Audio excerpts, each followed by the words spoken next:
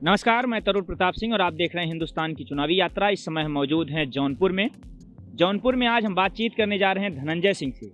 धनंजय सिंह का जिक्र पश्चिम से लेकर पूर्वांचल तक है। इनको लेकर दो बड़ी पार्टियां, भारतीय जनता पार्टी और समाजवादी पार्टी, एक दूसरे पर लगातार हमलावर हैं। आइए समझते हैं कि अपनी जीत को लेकर ये कितना आश्वस्त हैं और जो इन पर लगातार हमले किए जा रहे हैं पार्टियों के द्वारा, उसको लेकर ये क्या सोचते हैं। योगी आदित्यनाथ से लेकर अखिलेश यादव और अभय सिंह से लेकर मुख्तार अंसारी तक क्या कुछ है इनकी राय, आइए इस विशेष बातचीत में जानते हैं। सर, एक आपके मित्र हैं, उनकी भी बड़ी चर्चा होती है 2002 की घटना को लेकर। अभय सिंह जी की चर्चा होती है और बड़े खुलकर आप बोले भी हैं उन पर। क्या था मामला, क्या दोस्ती थी और फिर कैसे दोस्ती और फिर क्या कुछ हुआ था 2002 की घटना के बाद?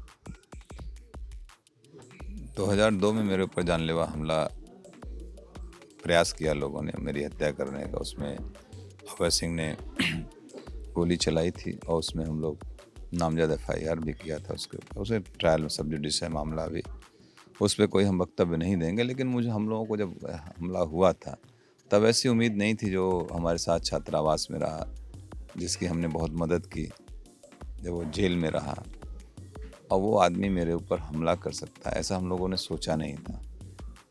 और धोखे में हमला किया गया। उसके बाद से तो निरंतर ये सब प्रयास कर रहे हैं।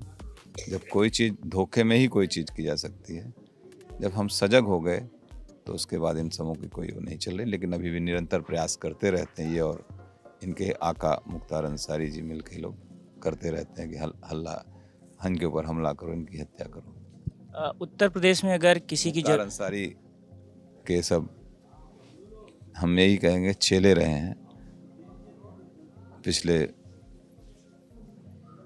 25 सालों से। मैं देख रहा हूँ इस आदमी को मुख्तार अंसारी का चेला ही करते हुए। अगर ज़रूरत पड़ी तो आप किसके साथ उत्तर प्रदेश में स्टैंड करेंगे?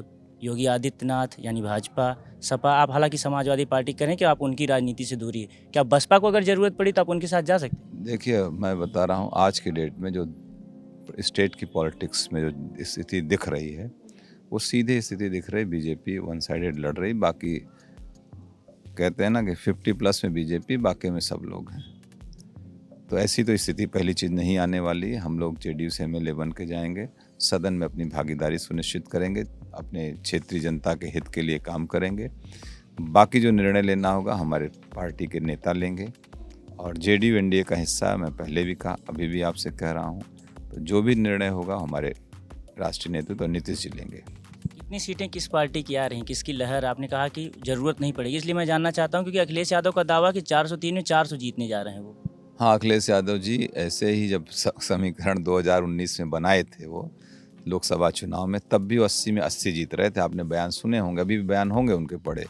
और उनके घर भर के सब हार गए, उनकी पत्नी चुनाव हार गई, उनके भाई चुनाव हार गए, धर्मेंद्र, सब लोग चुनाव हारे। इवन फिरोजाबाद हार गए वो लोग, सारी सीटें हार गए। किसी तरीके से इज्जत बची, 5 सीट पाए हैं। और वही हाल अभी फिर बड़बोलापन हो गया जयंत चौधरी जी के साथ समझौता करके। क्योंकि जो मोमेंट हुआ, किसान आंदोलन हुआ, उससे लेके हुआ कि जाट कम्युनिटी थोड़ा नाराज हुई है, तो वो तुरंत जयंत चौधरी जी को साध लिए। और जयंत चौधरी की भी राजनीति स्टेक पे लग गई है इनके साथ समझौता करके।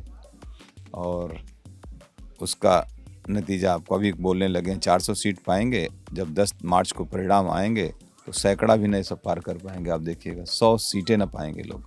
भाजपा को कितना आ रहा है? आप भाजपा 250 से प्लस बनाएगी, मुझे ऐसा, जितना मुझे समझ है, जितना मैं देख रहा हूँ जिले वाइज वो देख रहा हूँ। ये फीडबैक वगैरह भी आ रहा होगा सर हर एक जिले से कि हम लोग यार 20 साल की राजनीति हम लोगों की। हम लोग कुशीनगर, देवरिया, गोरखपुर देख रहा हूँ कहाँ कहाँ से जिले कैसे कैसे सीटें कहाँ बीजेपी की बढ़ रही, कहाँ घट रही हैं। पूर्वांचल में ही सर अखिलेश हमारे के जौनपुर में ही सीटें बढ़ रही है बीजेपी की, तो हम कहाँ से समझे कि कम हो रही है। जौनपुर को समाजवादी पार्टी अपना गढ़ मानती है, यहाँ सीटें बढ़ रही। आजमगढ़ को अपना गढ़ मानती है, आजमगढ़ में मेहनगर जीतने जा रही भारतीय जनता पार्टी। हमें लगता है सगड़ी भी जीत जाए और सदर की भी जीतने की स्थिति बन रही है। तो बहुत सी सीटें तो वैसे ही जीत जाएगी भारतीय जनता पार्टी, जो कि नहीं रही इसकी सीटें। हारी हुई सीटें लोग जीतने जा रहे हैं। लालगंज भी जीत सकती है भारतीय जनता पार्टी, बहुत क्लोज कॉन्टेस्ट है। तो आजमगढ़ में जो सीटें बीजेपी की बढ़ रही है, इससे आप अंदाज़ा लगा सकते हैं आजमगढ़, जौनपुर जो सपा अपना गढ़ मानती है, तो कहाँ से कम होगी और समाजवादी पार्टी बढ़ कहाँ से रही है। वही मैंने कहा, पश्चिमी उत्तर प्रदेश में जाट मतलब किसान आंदोलन को लेके जाट वोट बैंक को साधने के लिए उन्होंने जन चौधरी समझौता किया था, उसी के लाभ लेने के प्रयास में रहे हैं, लेकिन लाभ मिला नहीं। लोग समझदार हैं, सब लोगों जब भी समाजवादी पार्टी की सरकार रही है प्रदेश में, गुंडागर्दी चरम में रही है और नेता के बड़बोलेपन रहे हैं। 93 में जब आ रहे थे चुनाव, उस समय घोषणा पत्र में नकल अध्यादेश ख़त्म कर दिए। आप किस तरीके की जनरेशन पैदा करने चाहते हो? लोगों को पढ़ा लिखा, इस देश में पढ़ा लिखा हुनरमंद नौजवान चाहिए कि अशिक्षित नौजवान चाहिए केवल डिग्री लेके घूम रहा हो। तो जब उनके मुखिया समाजवादी पार्टी के उस समय के मुखिया बोले कि हम नकल अध्यादेश को ख़त्म कर दें, लोग नकल से पास हुई है। तो आज उसी तरीके से जो अंडर क्वालिटी यूथ जो हुआ है, तो इन्हीं सब चीज़ों की देन रही है समाजवादी पार्टी की जब भी सरकार बनी है। जब आप देख लीजिए 12 से 17 रही है, जब भी समाजवादी पार्टी का मुखिया जब जो रहा है, तो वो हमें लगता है समाजवादी पार्टी जो कहने को है, नाम तो समाजवादी पार्टी, लेकिन जो विचारधारा है वो बहुत विचित्र इन लोगों की है। इन्होंने यूपी पब्लिक सर्विस कमीशन को पूरी तरीके से बदनाम कर दिया। वहाँ पे एक मतलब जो लोग पीछे क्वालिफाई न कर पाते उन लोगों को आप टॉप करा दे रहे हैं। तो इस तरीके के आरोप लगे इनके ऊपर ना, उसे आप डिनाई नहीं कर सकते। जांच चल रही, सारी चीज़ें हो रही हैं। लास्ट ये सर कि सुहेल देव भारतीय समाज पार्टी के साथ पूर्वांचल में इनका गठबंधन है। उनके मुखिया जो हैं ओम प्रकाश राजभर करें कि पूर्वांचल में भाजपा और उनके तमाम सहयोगियों को एक सीट नहीं जीतने देंगे। पहले वो और उनका बेटवा जीत जाए तब बताए हमको। शिवपुरो जीत लें पहले और जौहराबाद जीते, तब हमको आप बताइएगा। बहुत बड़बोलापन है उनके अंदर। और है क्या, समाजवादी पार्टी को एक मोहरा मिल गया। समाजवादी पार्टी इसी चीज़ को प्रमोट करती है, उजड़ता की भाषा हो, उटपटांग बातें बोली जाएं। अभी कुंडा का स्टेटमेंट देख लीजिए, अखिलेश जी मुख्यमंत्री रहे हैं, कम से कम उनको इस तरीके की भाषा का प्रयोग नहीं चला। कुंडा में कुंडी लगा देंगे, ये कोई भाषा नहीं होती, एकदम टोटली अनडेमोक्रेटिक भाषा है।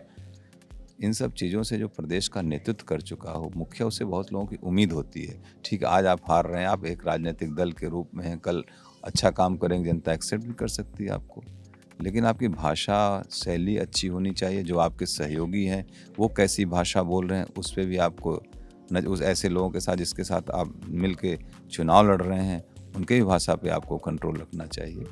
कम से कम एक राजनीति अच्छी साफ़ सुथरी राजनीति होनी चाहिए, साफ सुथरे वक्तव्य होने चाहिए, पर्सनल अटैक्स नहीं होने चाहिए। राजनीति में नीति विचार सिद्धांतों की आलोचना होनी चाहिए, उसी का समर्थन होना चाहिए। इसके इतर राजनीति का कोई मतलब नहीं है। व्यक्तिगत चीज़ें आप ऑफ द रिकॉर्ड आप बैठ के बात करिए।